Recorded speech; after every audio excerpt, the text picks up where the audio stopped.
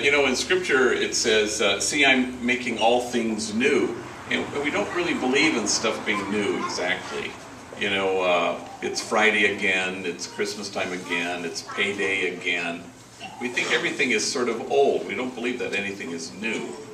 But of course everybody knows that this is December 16th, 2011. This day has never happened in the history of the world. This day won't ever happen again. It is brand new. And so what we want to do is to kind of, how do we keep stuff fresh and new? I've been on I'm on a plane a week. I've given 1 million talks, 1 billion talks, but I've never been on a trip with Emily and Tammy. We just had a great time and eating crab legs on the Fisherman's Wharf. And we were renting the car, and I went up to this nice lady, and of course I have Homeboy Industries here, and they're both wearing sweatshirts that say Homeboy Industries, and they're off to the side, and the woman said, do you mind if I ask it, what's Homeboy Industries, seeing the two of them and me? And I said, well, it's the largest gang intervention program in the world, and these two wonderful women have come with me to help speak to 1,000 judges in San Francisco. She goes, wow. Should I add them as additional drivers? And I looked at her and I said, are you out of your mind? And everybody in earshot laughed, So I get her car, we're walking away, and I can hear Tammy turn to her and she goes, thanks for trying. And it just cracked me up. They have a thing in actors, they talk about the illusion of the first time. So you can go see some guy who's doing Hamlet, and it's his 900th performance.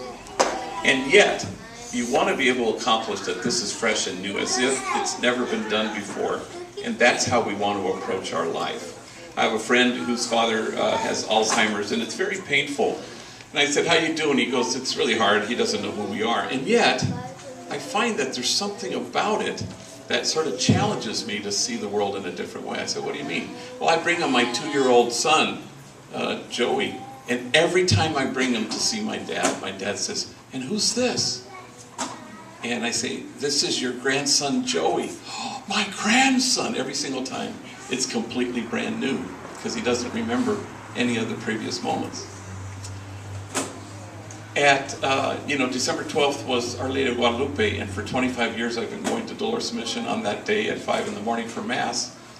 And normally they reenact the whole thing with Juan Diego in Guadalupe.